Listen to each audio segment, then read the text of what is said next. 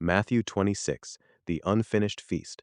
The scent of cedar shavings and industrial degreaser hung heavy over the scarred maple workbench as Elena unrolled a thick, hand-woven wool tapestry she had been working on. "Let's begin at the very front of the schematic in Matthew 26, she said, her voice carrying the quiet, rhythmic authority of someone who had spent decades managing loom warp and weft. Look at the absolute collision of values between verses 1 and 16. It is a study in raw devotion versus cold cost analysis.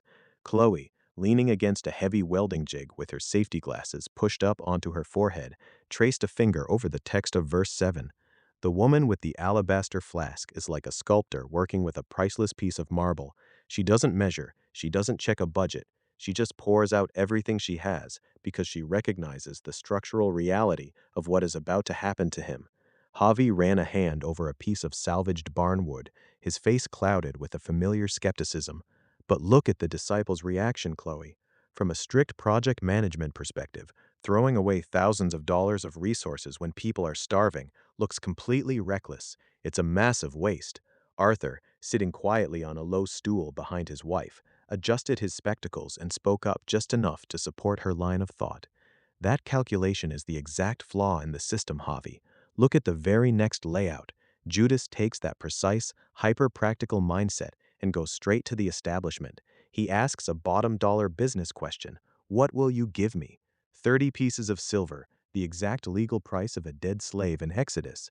Jordan, who had been quietly tracing the circuit diagrams of an old tube amplifier in his lap, shook his head. What if the silver wasn't the goal, though? If you look at how he operates, Judas isn't trying to liquidate an asset because he thinks the project is failing. He's trying to bypass a safety switch to force the circuit to run hotter and faster. He knows Jesus has the power to overthrow the establishment, but he's tired of the quiet teaching and the burial talk at Bethany. By taking the money and setting up the arrest, Judas is trying to engineer a tactical pivot. He thinks that if he backs a lion into a corner, the lion will finally have to use its claws. He's not trying to kill the Messiah, he's trying to force his hand. Elena nodded to Jordan, letting his theory hang in the room before pivoting the group down the page to the upper room. Now, look at the dinner table in verse 26, because this is where the traditional blueprint of the Passover gets completely disrupted.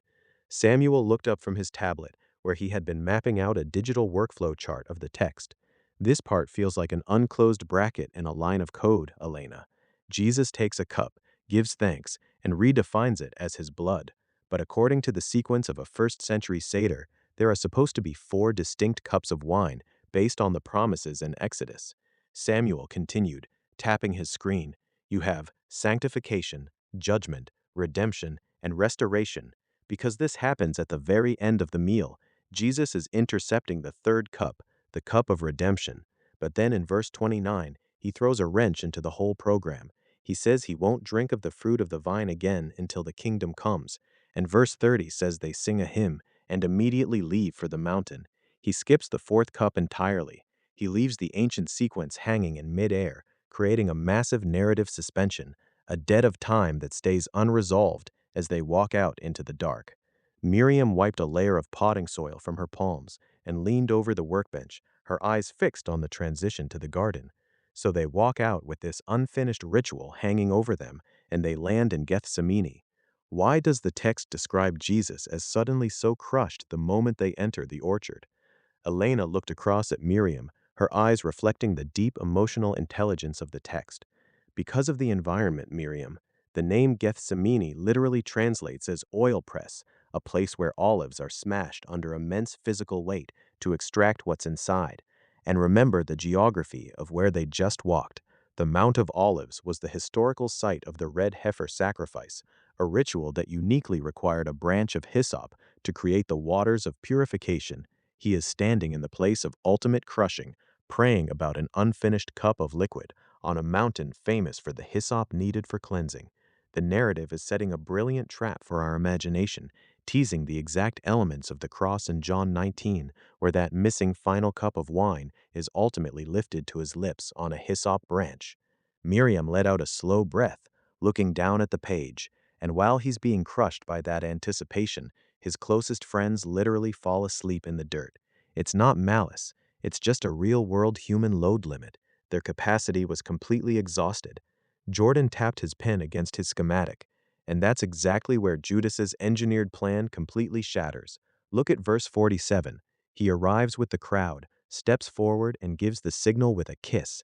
He expects the sparks to fly, but instead, Peter draws a physical sword and tries to start a fight. Jesus shuts it down instantly. He tells Peter to put the sword away, and he drops a line that must have absolutely broken Judas. He says he could call down 12 legions of angels right now, but he chooses not to. The power was there the whole time, but Jesus refuses to let human panic or political strategy weaponize it.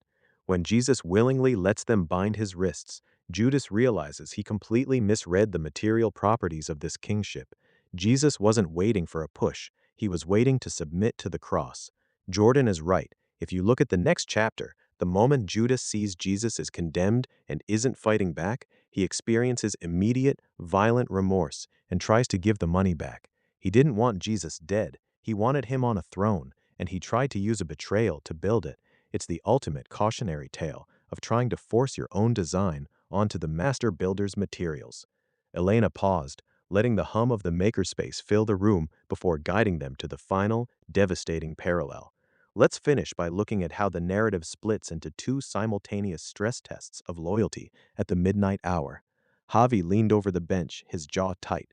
The trial inside before Caiaphas is a completely warped legal mechanism. They are running a capital trial at night, using false witnesses and breaking their own manufacturing standards just to protect the status quo of their institution. Yet Jesus stands like a solid, load-bearing column, remaining silent until he asserts his cosmic authority as the Son of Man. Chloe looked down, her voice dropping as she picked up the secondary thread. But look at the material fatigue outside in the courtyard. Peter isn't facing judges or soldiers. He's just sitting by a charcoal fire, being casually questioned by a teenage servant girl. Inside, under maximum pressure from the highest elite, Jesus holds the line. Outside, under zero legal load, Peter experiences total structural failure. He snaps completely, denying his friend 3 times, ending in curses. The rooster's crow echoed from the text, sharp and sudden. Elena gently closed her Bible, her hands resting on the wool tapestry. An ordinary, everyday sound, she said softly, but it acts as a sudden, brutal calibration of his conscience. The layout doesn't close on a grand theological blueprint. It ends on the raw, unedited sound of a broken man weeping bitterly in the dark, realizing exactly how fragile his structural integrity really was.